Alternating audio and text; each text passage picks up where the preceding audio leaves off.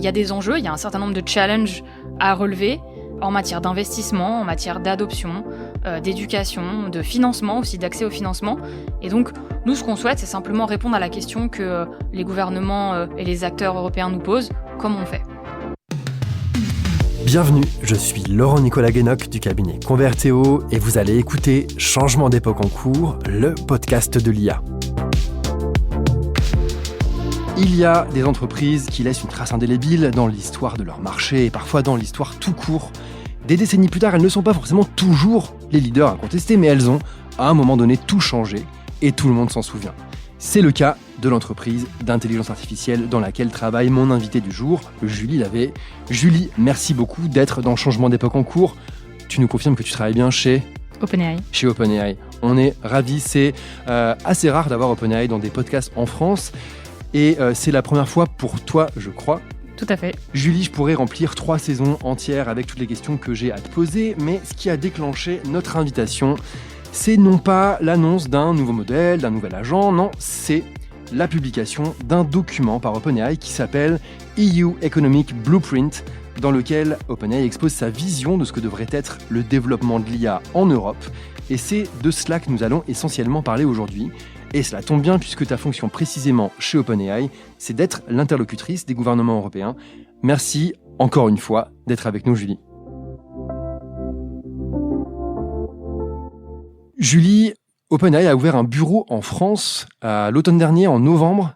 Pourquoi cette entreprise a besoin d'avoir des équipes sur place à Paris ? Est-ce qu'il y a une spécificité du marché français ? Qu'est-ce qui a fait que l'entreprise a voulu s'installer physiquement avec des équipes sur place ? Tout d'abord, je vais peut-être faire un petit peu un retour en arrière pour expliquer ce que c'est OpenAI.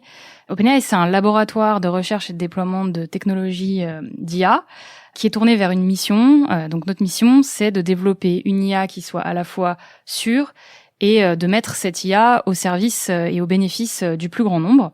Moi, mon rôle, c'est de travailler avec les acteurs institutionnels, la société civile européenne, pour leur permettre de réaliser le potentiel de ces technologies. C'est ce dont on va parler aujourd'hui, puisque c'est le rôle aussi de la feuille de route économique européenne. Pourquoi OpenAI en France ? Donc, on a ouvert notre premier bureau continental, en Europe continentale, à Paris, en novembre, pour plusieurs raisons. D'abord parce que il y a un énorme momentum autour de l'adoption de nos technologies. Il y a énormément de demandes.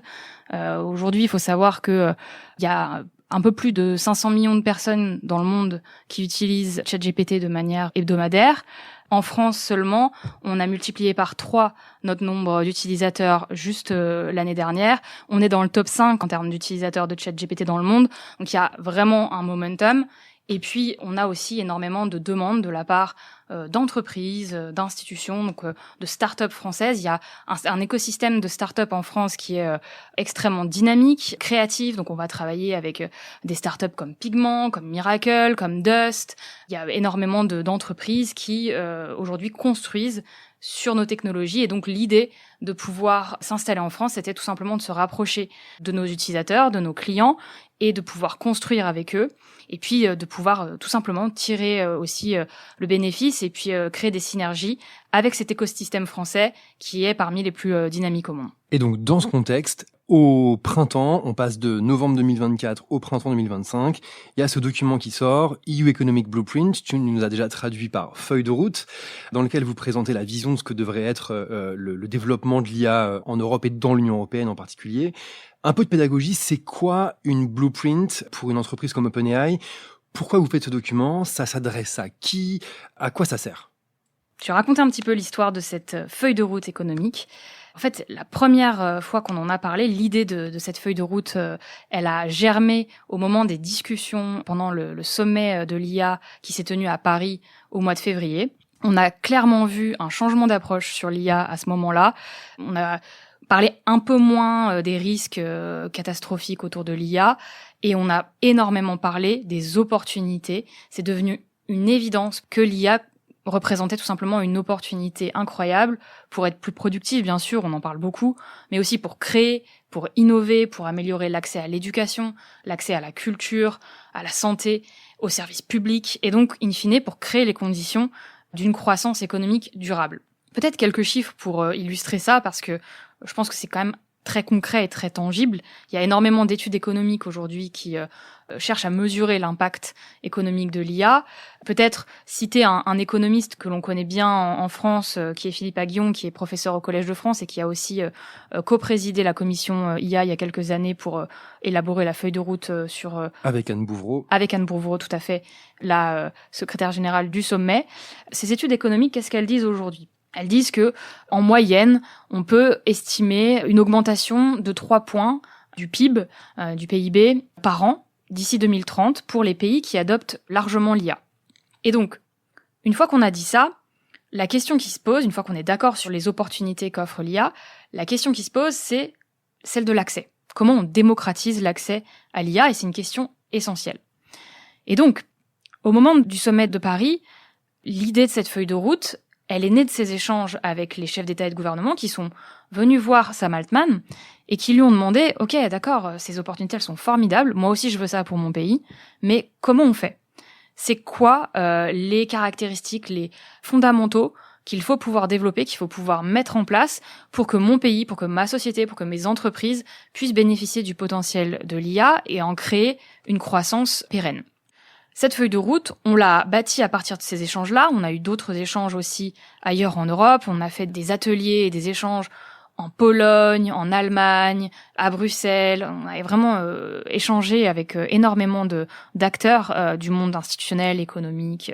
Et on a bâti cette feuille de route qui est finalement notre vision pour permettre à l'Europe de réaliser pleinement ce potentiel transformateur de l'IA pour son économie, pour ses entreprises, pour sa société. Et on propose des recommandations claires autour de plusieurs grandes idées. La première, c'est la nécessité pour l'Europe d'investir dans les infrastructures critiques de l'IA. On parle de quoi ? On parle des puces électroniques, on parle des données, de l'énergie et des talents. Ce sont des ressources fondamentales aujourd'hui qui déterminent le leadership dans ce secteur. C'est et la partie des fondations du document. C'est la première grande partie du document de la feuille de route, ce que vous appelez les fondations, sans quoi la maison ne tient pas. Exactement. C'est les fondations sur lesquelles on pense que l'Europe a un intérêt à agir et à agir vite pour sécuriser et pour développer ses ressources afin d'assurer sa prospérité, et on en parle beaucoup aussi, son indépendance. La deuxième grande idée qu'on développe dans cette feuille de route, c'est la question d'avoir des réglementations, des régulations qui soient simples, claires et proportionnées. Et la troisième grande idée, c'est celle du développement des compétences et de l'éducation en matière d'IA. Là aussi, c'est un point absolument fondamental. Aujourd'hui, on voit l'impact de l'IA sur l'ensemble des métiers et des secteurs économiques et industriels. Et la question de la maîtrise des compétences, de la montée en compétences en matière d'IA, elle est absolument cruciale. On sait que maîtriser l'IA aujourd'hui devient aussi important que maîtriser l'outil informatique. Et alors, là, on a le sommaire. On va essayer de rentrer un peu dans chacun de ces points. Le document s'ouvre sur un constat. Je le cite. « Nous pensons que l'UE doit agir avec plus d'audace et de détermination pour maximiser les possibilités de l'IA. » C'est traduit, le document est en anglais. Ça va pas assez vite ? Il n'y a pas assez de détermination, pas assez d'audace ? Alors peut-être d'abord dire quand même quelque chose qui est important, c'est que l'Europe, elle s'est saisie déjà de cet enjeu et elle a énormément d'atouts. Maintenant, on est dans un monde qui évolue très vite et on l'a vu tout à l'heure, on sait que l'IA peut être un formidable levier de compétitivité économique pour l'Europe. Donc, en fait, finalement, aujourd'hui, ce qu'on dit dans cette feuille de route, c'est qu'on est à un moment charnière. On est à un moment charnière où les décisions que l'Europe prend ou qu'elle ne prend pas vont avoir des conséquences majeures pour la capacité de l'Europe à rester dans la course en matière d'IA, à pouvoir bénéficier de ses progrès et à pouvoir assurer les conditions de sa croissance économique. Et j'ajouterais aussi protéger notre système social. C'est quelque chose qu'on a la chance d'avoir en Europe, qui aujourd'hui est menacé. Et l'arrivée et les évolutions des technologies d'IA ont un rôle à jouer, peuvent jouer un rôle absolument majeur pour nous permettre, nous, Europe, de protéger ce modèle social et d'en assurer la pérennité. Une fois qu'on a dit ça, qu'est-ce qu'on constate aujourd'hui ? L'Europe, elle a pris conscience de ce moment charnière. Elle a commencé à faire un certain nombre d'annonces, à élaborer un certain nombre de plans.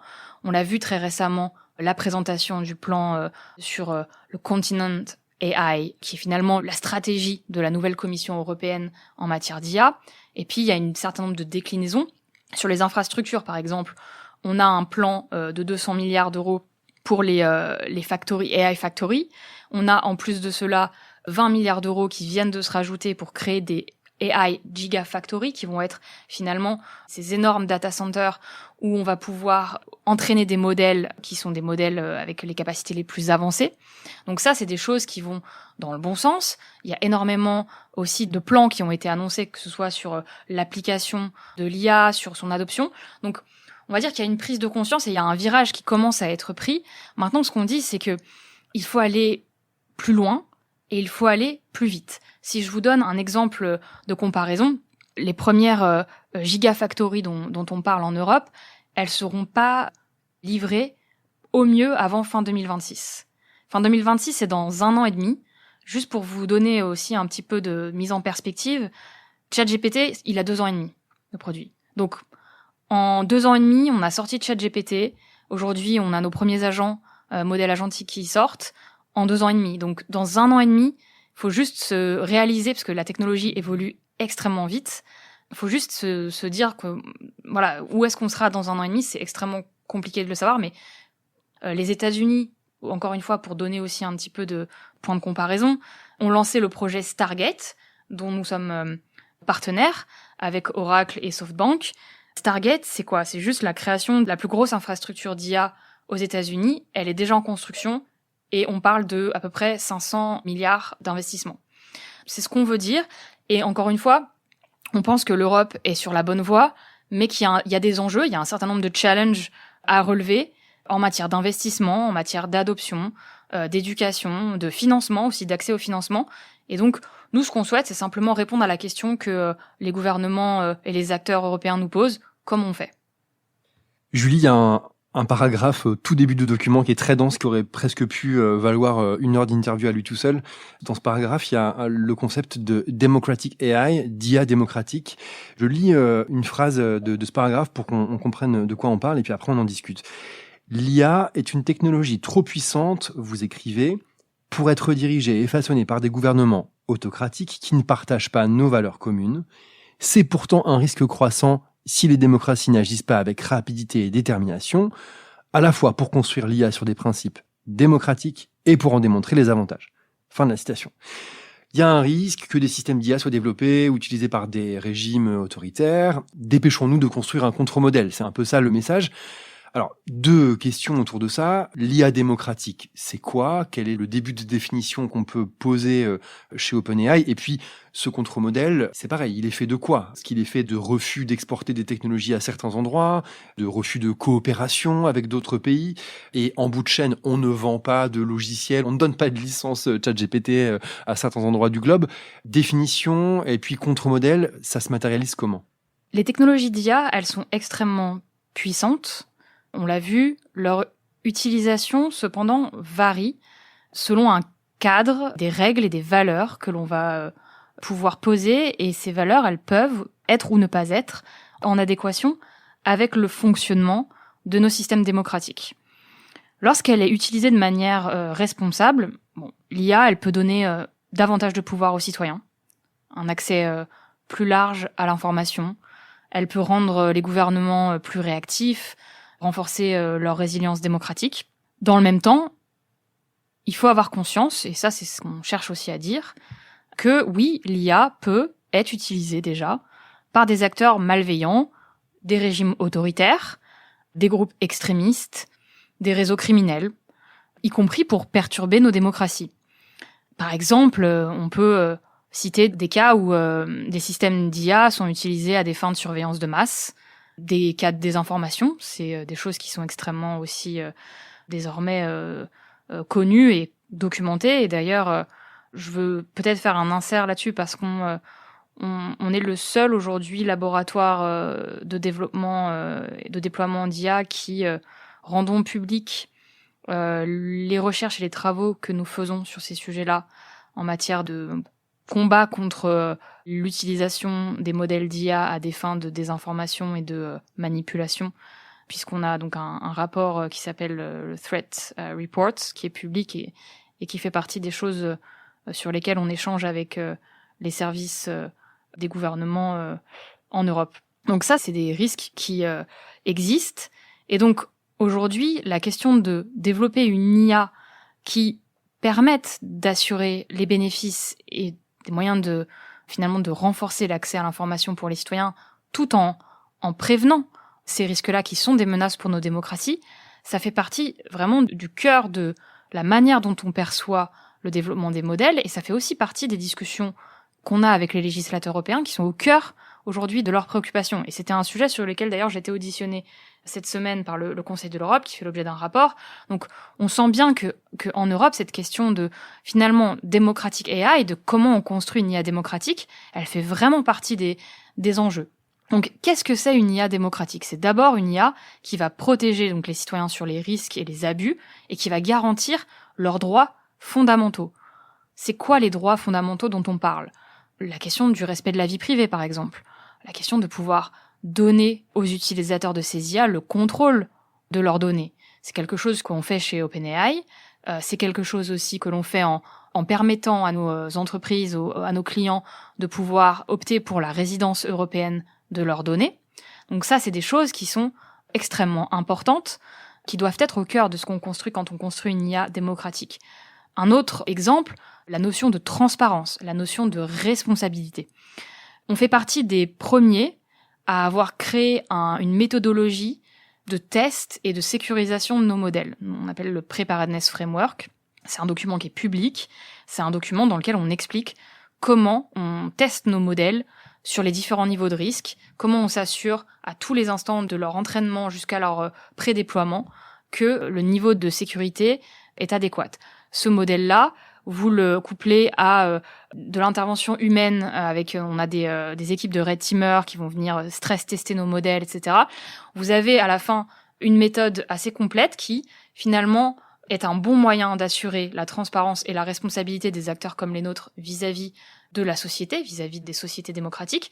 Et c'est d'ailleurs quelque chose qui est au cœur, qui a figuré, en fait, quand on a sorti le Preparedness Framework, depuis on l'a mis à jour, mais quand on l'a sorti, aujourd'hui, vous retrouvez des éléments de ce Preparedness Framework dans une régulation comme les actes ou d'autres types de gouvernance de l'IA mondiale. Donc c'est ça qu'on dit. Le dernier point pour reboucler avec un élément central de la feuille de route, c'est ces valeurs-là, ces valeurs démocratiques sur lesquelles l'IA doit être construite, et la question des infrastructures sans lesquelles, finalement, l'IA démocratique ne peut pas se développer, ne peut pas se déployer au service des États et des sociétés européennes. Tripler la capacité de calcul à 2030, c'est l'un des objectifs qui est posé dans la feuille de route sur cette partie de fondation, justement. Concrètement, quelques exemples, comment on atteint cet objectif, par quoi il faut commencer, qu'est-ce que vous recommandez en priorité ? Alors, ce qu'on recommande donc, dans la feuille de route, on a recommandé le triplement des capacités de calcul en Europe à travers le déploiement d'un AI Compute Scaling Plan.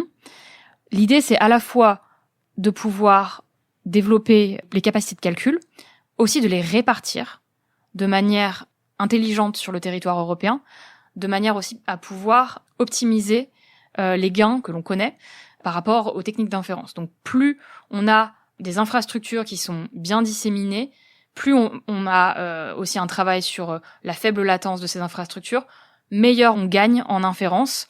Et donc ça, c'est un point sur lequel on a particulièrement insisté dans la feuille de route. Ce qu'on dit, c'est de bâtir sur des programmes existants, comme les AI Factory, j'en parlais tout à l'heure, ou le programme Euro-HPC. Donc c'est vraiment bâtir sur ce qui existe et pouvoir développer cette infrastructure plutôt que de créer de nouveaux silos avec le risque que ce soit un petit peu déconnecté des réalités de terrain. Et puis, ce qu'on dit aussi, c'est qu'il y a besoin d'avoir une réflexion et d'aller assez vite d'ailleurs là-dessus sur comment est-ce qu'on accélère les procédures administratives pour ouvrir ces data centers ou ces infrastructures. Comment est-ce qu'on accélère l'obtention de permis de construire? Comment est-ce qu'on permet le raccordement au réseau? Et aussi, comment est-ce qu'on accélère sur le raccordement à des énergies, à des réseaux d'énergie renouvelables? Parce que on a parlé aussi de l'importance d'avoir accès a davantage de ressources en termes d'énergie parce qu'on a des infrastructures qui consomment énormément d'énergie. Ce qu'on dit aussi, c'est qu'il faut que ce soit évidemment des énergies qui proviennent de sources renouvelables. C'est pas encore le cas partout en Europe. Ça nécessite aussi des investissements. Et puis, encore une fois, en termes de raccordement, ce sont des sujets qui sont extrêmement compliqués. Il y a aussi d'autres choses sur lesquelles l'Europe peut accélérer. Par exemple, passer des achats publics, des commandes publiques groupées. En matière de GPU, par exemple, c'est quelque chose qui pourrait être assez efficace pour tirer un peu les prix vers le bas. Et c'est quelque chose finalement que l'Europe a déjà fait dans le passé, puisque c'est exactement le même procédé qu'elle avait utilisé au moment de la crise du Covid pour acheter des vaccins. Et ça a eu des effets d'ailleurs très bénéfiques. Donc c'est des choses comme ça qui sont extrêmement concrètes et que l'Europe peut et doit pouvoir mettre en œuvre. Une grande partie du document qui est autour de la réglementation, tu l'as évoqué tout à l'heure, c'est un des grands points de débat transatlantique. L'Amérique innove, l'Europe réglemente, c'est un peu le cliché. La feuille de route, elle est assez claire sur le sujet. L'IA Act, vous lui reconnaissez certaines vertus, mais vous le qualifiez quand même de frein à la compétitivité dans le document. Concrètement, aujourd'hui, qu'est-ce qui pose problème dans ce cadre réglementaire ?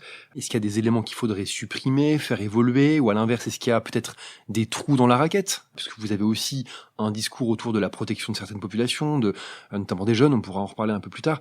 Voilà. Qu'est-ce qu'il faudrait changer dans le cadre réglementaire actuel de l'IA en Europe pour participer au développement de la filière ? C'est un sujet important, en effet, et c'est un sujet dont on parle beaucoup en ce moment, y compris énormément d'Européens qui prennent la parole là-dessus. On n'est absolument pas les seuls. Et le premier peut-être moment où il y a eu une vraie prise de conscience de l'impact de la réglementation sur le déploiement de l'IA et sur la compétitivité européenne, c'est le moment de la publication du rapport de Mario Draghi à l'été dernier. Le rapport, donc Mario Draghi, ancien président de la Banque centrale européenne, qui donc publie ce rapport sur l'état de la compétitivité de l'Europe. Qu'est-ce qu'il raconte dans son rapport ? Qu'est-ce qu'il pointe ? D'abord, il dit quoi ? Sans régulation aujourd'hui qui concerne le secteur numérique en Europe, avec une accélération ces dernières années, on le sait, DSA, DMA et Act, pour ne citer que. Et on a plus de 270 régulateurs différents en Europe qui sont impliqués dans la mise en œuvre de ces différentes régulations. Donc il y a un vrai empilement de régulations avec une difficulté d'articulation entre ces différentes régulations qui crée de l'instabilité pour les entreprises, l'instabilité juridique, en particulier pour les plus petites entreprises, parce que je pense que c'est quelque chose dont on n'a pas suffisamment conscience, mais il y a un vrai enjeu de compétitivité parce que l'impact de la régulation, elle est encore plus lourde pour des petits acteurs qui n'ont pas forcément les moyens et les équipes de conformité que certains grands groupes ont. Donc finalement, l'impact de l'over-régulation, il est beaucoup plus puissant, beaucoup plus fort sur des petits acteurs. Donc l'impact sur la compétitivité européenne, il est direct. Et d'ailleurs, Mario Draghi, dans son rapport, il dit que la surréglementation aujourd'hui, c'est le challenge existentiel de l'Europe. Donc la bonne nouvelle, une fois qu'on a dit ça, c'est que l'Europe semble avoir, là aussi, compris qu'il y avait un enjeu et donc a clairement mis l'accent, depuis le début de la nouvelle mandature de la Commission européenne, sur la simplification. On a un travail avec, je ne vais pas rentrer dans le détail technique, mais on a bientôt une directive omnibus qui va venir faire amorcer ce travail de simplification, d'articulation entre les différentes réglementations qui touchent le secteur notamment du numérique. Et ça, c'est un élément absolument crucial sur lequel nous, on pense qu'il faut que l'Europe continue. On pense que c'est une opportunité pour la compétitivité de l'Europe. Et il faut pouvoir aussi travailler, c'est peut-être le deuxième point que je veux aborder parce que c'est un point dont on parle moins, mais c'est également un point extrêmement important. C'est la question de la fragmentation aussi des règles nationales. Aujourd'hui, on commence à voir, au-delà, on a parlé d'un problème d'articulation des règles européennes, on a aussi cette fragmentation des règles nationales où on voit aussi des États qui commencent à vouloir finalement rajouter une surcouche de réglementation avec des risques que ce soit complètement orthogonal ou que ça se chevauche avec les textes européens. Et finalement, ça rajoute de l'incertitude pour les entreprises, ça rajoute du coup des lenteurs et tout simplement de l'attentisme de la part des acteurs économiques. C'est un frein à l'adoption. et donc un frein aussi à la compétitivité et à la croissance économique. Donc il faut aussi avoir cette réflexion-là, à la fois au niveau européen, désormais se dire, à chaque fois qu'on crée des régulations nouvelles, est-ce que finalement ça va bien s'articuler, faire aussi peut-être une analyse des régulations existantes pour se dire qu'est-ce que finalement est duplicatif. Il n'y a rien de pire aujourd'hui pour nous que des mesures qui sont duplicatives et qui finalement s'apparentent plus à des procédés bureaucratiques que à des régulations qui soient vraiment au service de la sécurité des technologies d'IA. Le troisième grand principe de la feuille de route, la troisième grande partie, elle porte sur l'adoption généralisée. Elle est évidemment liée à ce qu'on vient de se dire, à ce que vous estimez être des freins, en tout cas des raisons qui expliquent que l'adoption soit plus lente en Europe que dans d'autres zones, notamment l'Amérique du Nord. Alors, concrètement, par où commencer pour accélérer l'adoption dans le tissu économique? D'ailleurs, vous faites aussi le constat que l'adoption est plus lente dans le secteur public. Mais si je simplifie un petit peu, le constat, c'est que le monde de l'entreprise ne se saisit pas aussi vite des outils d'IA que, notamment, en Amérique du Nord. Et peut-être qu'au Royaume-Uni également, si on compare Union européenne et Royaume-Uni, ça va peut-être encore un peu plus vite au Royaume-Uni que dans l'Union européenne. Donc, qu'est-ce qui fait qu'on en est là? Est-ce qu'il y a des freins structurels? Est-ce que c'est la conjoncture des entreprises qui fait que je n'ai pas les moyens de mettre ce sujet en haut de la pile aujourd'hui pour investir? Ou est-ce qu'il y a encore des sujets structurels? Est-ce qu'il y a un sujet réglementaire? On en a parlé un petit peu. Est-ce qu'il y a des questions de formation? Est-ce que c'est un peu tout ça? Comment vous voyez ce sujet? Je crois qu'effectivement, c'est un petit peu tout ça. L'Europe progresse aujourd'hui en matière d'adoption. Elle est encore loin des objectifs qu'elle s'est fixés. Selon Eurostat, on est à, je crois, à peu près 13%, un peu plus de 13% d'adoption pour les entreprises européennes. Alors d'adoption, c'est plutôt d'utilisation de l'IA en 2024. C'est effectivement en dessous par rapport aux États-Unis, par rapport aussi à l'Asie du Sud-Est ou à l'Inde, où on est plus autour de 30-40%. Effectivement, on est à la traîne. Oui, il y a un écart avec le secteur public. Il y a aussi un énorme écart entre les grands groupes et les TPE-PME, où là, on voit effectivement aussi un retard plus important pour les TPE-PME qui sont qu'à 11% d'adoption, d'utilisation de l'IA. Donc, il y a un retard. Pourquoi ce retard? Probablement que c'est une convergence de différents facteurs. L'aversion au risque, la culture qui est peut-être un peu différente en Europe par rapport à d'autres géographies, le rapport à l'innovation peut-être, mais simplement, je pense plus largement, ce besoin aussi d'être accompagné, d'avoir des moyens finalement pour permettre à ces technologies de se déployer. On parle de formation. Aujourd'hui, c'est un sujet sur lequel c'est absolument fondamental d'accélérer. Dans la feuille de route économique, on propose de pouvoir mettre en place un plan de formation de 100 millions d'Européens. C'est une responsabilité partagée, hein. C'est la question de la formation tout au long de la vie ou des compétences initiales. Ça doit tous nous interroger aujourd'hui. Moi, je crois que demain, il faudrait pouvoir mettre cette question de déploiement de l'IA et d'adoption de l'IA dans les entreprises au cœur des dialogues avec les partenaires sociaux. Et on sait d'ailleurs qu'il y a énormément d'entreprises qui se posent la question aujourd'hui. C'est le discours exactement que tenait Franck Asselis-Madinier, qui est venu dans Changement d'époque en cours, qui est en charge de l'IA pour la CFDT et qui a aussi ce rôle au niveau européen et qui participait justement à la commission Bouvreau à Guion, et elle a tenu ce même discours dans un épisode précédent. Et la CFDT est très en avance sur ces réflexions-là. Et aujourd'hui, il y a, force est de constater, un manque du point de vue de la formation. Et il y a un besoin des pouvoirs publics, des entreprises, des acteurs de la société civile, de se rassembler, de se mettre autour de la table, de dire mais comment est-ce que finalement on arrive à atteindre les objectifs du 75% de maîtrise et de formation aux technologies d'IA pour la population européenne d'ici 2030. Après, il y a aussi des choses sur lesquelles on peut jouer, ou les pouvoirs publics peuvent jouer, pour pouvoir inciter les entreprises à le faire. Parce que c'est comme ça que ça marche. La question, par exemple, de mettre en place un crédit d'impôt IA, ou une super déduction d'impôt pour les entreprises qui font le choix d'investir sur des formations, le déploiement de modèles, d'outils, avec peut-être un surbonus pour les TPE-PME ou pour les collectivités locales, pour les pousser à investir. Ça, c'est des choses qui existent, qui sont envisageables et qui ont un impact assez direct.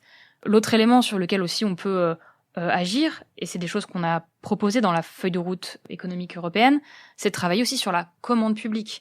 Là aussi, il faut juste se rappeler que le secteur public en Europe, c'est à peu près la moitié du PIB. C'est énorme. Il faut pouvoir travailler avec les acteurs publics pour que eux aussi, dans leur commande publique, ils inscrivent des critères pour favoriser des contrats et le recrutement d'acteurs qui mettent en place ou qui proposent des outils d'IA. Ça, c'est des leviers très concrets. Ça peut avoir un impact très direct. Et puis, il y a un dernier point que moi, je voudrais aussi aborder et qui est un point important. C'est celui de l'harmonisation des régimes juridiques pour les startups. Aujourd'hui, c'est quelque chose qu'on entend beaucoup. Nous, il se trouve que on a énormément de startups autour de nous avec lesquelles on travaille. Le fait qu'aujourd'hui, les startups européennes n'aient pas accès à un régime juridique d'imposition unifié en Europe, c'est un frein à leur développement. On aurait intérêt à créer une entité pan-européenne pour les startups, un régime fiscal et juridique qui soit uniformisé. Nos startups pourraient avoir accès à un marché de 27 pays.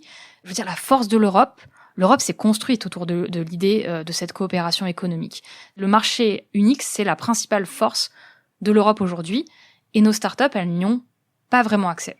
Donc un modèle pour les startups en Europe, un soutien spécifique aux PME, un effort particulier à mettre sur ces acteurs-là. Il y a aussi un focus qui est fait sur la population des jeunes dans le document, la génération qui va arriver sur le marché de l'emploi, la génération qui est en train de se former, qui est à l'école aujourd'hui. Vous avez des prises de position à leur égard. Qu'est-ce que vous pouvez nous en dire ? Tout d'abord, il faut savoir que les jeunes méritent une attention particulière en matière d'IA. Donc la jeunesse utilise déjà massivement l'IA, ChatGPT en particulier, pour créer, pour apprendre. Il faut savoir quand même que l'apprentissage, c'est le premier cas d'usage de ChatGPT. Donc ça, c'est quand même des éléments qui sont importants. Une fois qu'on a dit ça, l'intelligence artificielle, c'est un outil formidable, mais c'est aussi un outil dont on apprend à se servir.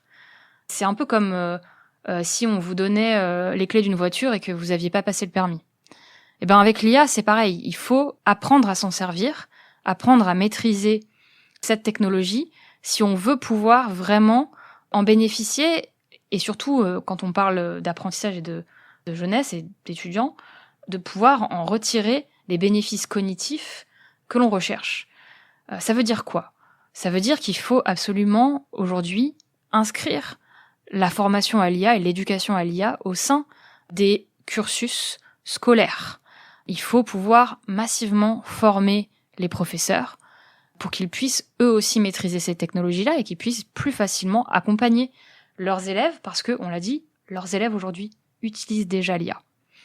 Et donc, leur apprendre à comment est-ce qu'on apprend avec l'IA, comment est-ce que on peut aussi prendre de la distance par rapport à ce que dit l'IA. L'IA se trompe parfois, ChatGPT n'est pas parfait. Il faut pouvoir avoir du recul là-dessus. Il faut aussi pouvoir continuer à exercer son esprit critique. Et ça, ce sont des choses qui doivent s'apprendre dès l'école.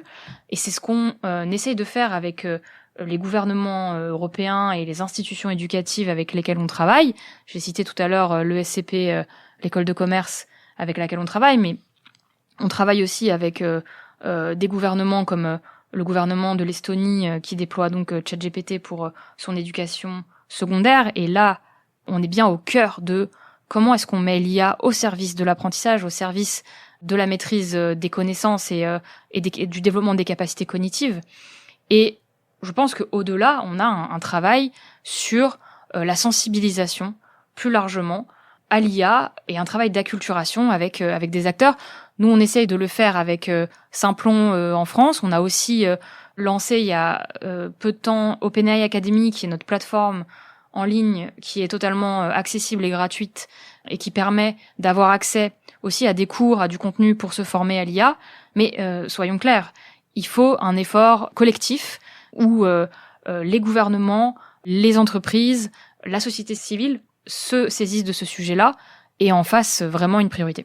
Créer des outils d'IA avec les citoyens européens et non pas leur imposer, c'est aussi un des vœux que vous faites dans les dernières pages de la feuille de route.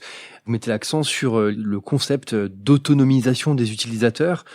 permettre aux individus de personnaliser les outils d'IA et de contrôler notamment leurs données. Comment ces réflexions, elles s'insèrent dans aujourd'hui la conception de vos outils, tout simplement, de vos futurs modèles, de vos futurs produits? Ces 2 points sont absolument fondamentaux chez nous, chez OpenAI, dans la manière dont on déploie les nouveaux outils. Le premier point que tu as évoqué, le respect de la vie privée. Nous, on a une approche qui est vraiment ce qu'on appelle privacy by design. On a intégré les fonctionnalités de respect de la vie privée, de protection des données les plus robustes sur le marché dès le début du déploiement et de l'entraînement de nos modèles. On donne le contrôle de leurs données à nos utilisateurs. Ça, c'est un élément fondamental et ça va continuer de l'être. On offre la résidence européenne des données pour nos clients qui utilisent ChatGPT Entreprise, Éducation ou nos API. Donc ça, on l'a affirmé et on continue de le faire et de le développer. C'est absolument essentiel. Et puis, le deuxième versant, et c'est ce qui fait aujourd'hui aussi la spécificité de nos produits et aussi très clairement leur succès, c'est la capacité à pouvoir personnaliser nos outils. On a par exemple Memory aujourd'hui qui permet de garder en mémoire les conversations et les recherches. Et ça, c'est quelque chose qui est absolument essentiel parce que en fait, vous utilisez au quotidien un assistant qui, du coup, vous connaît, qui sait ce que vous faites, qui connaît votre métier et qui peut vous apporter des réponses qui sont beaucoup plus utiles. Ça, c'est quelque chose qu'on va continuer de faire. Et l'objectif, c'est vraiment que les développeurs européens puissent aussi avoir la liberté de customiser, de fine-tuner ces modèles pour leur métier, toujours sous réserve du respect des garde-fous et des mesures de sécurité et de respect de la vie privée. La feuille de route, elle a été publiée au printemps 2025. Est-ce que l'Europe est sur la bonne voie? Je suis très optimiste. Je pense que d'abord, cette feuille de route, on l'a présentée, on en a parlé avec beaucoup d'acteurs depuis qu'elle est sortie, que ce soit au niveau de la Commission, dans les pays, dans les États membres. On a énormément de pays aujourd'hui qui sont aussi en train de mettre en place ou de réformer leur stratégie nationale. Donc, il y a énormément de discussions sur l'ensemble de ces sujets-là. Les retours, ils sont extrêmement positifs, ils sont extrêmement constructifs. Il y a énormément d'envie de pouvoir faire des choses ensemble. Nous, on se positionne comme un partenaire de l'Europe, un partenaire des gouvernements européens qui veulent pouvoir avancer sur le développement de l'IA au bénéfice de leur société. Et donc, oui, je suis optimiste parce que aujourd'hui, l'Europe est sur la voie. Elle a des atouts. Elle a pris la mesure de l'ampleur du challenge. Elle est en train de mettre en place les choses qui doivent lui permettre de relever ces challenges. Et puis nous, on va aussi être là pour aider et travailler là-dessus. Donc je pense que oui, il faut être optimiste, sinon faut changer de métier. On va essayer de ne pas changer de métier aujourd'hui. En tout cas, un grand merci Julie d'avoir été avec nous. On est très heureux d'avoir pu prendre le temps de mieux comprendre la vision d'OpenAI pour l'Europe. On essaye de faire de Changement d'époque en cours un podcast de débat, de confrontation. J'espère avoir dans les prochains mois des invités qui auront peut-être des vues différentes sur la manière de s'y prendre pour développer l'IA en Europe. Ça fait partie du débat. Et puis si jamais Fidjissimo cherche un podcast dans lequel s'exprimer, vous savez où nous trouver. On ne bouge pas, on est là. Vous aussi, d'ailleurs, nos auditeurs, de plus en plus nombreux, ne bougez pas non plus. Abonnez-vous à Changement d'époque en cours. Nous avons, comme toujours, de nombreux épisodes passionnants en préparation. Alors on se retrouve très bientôt.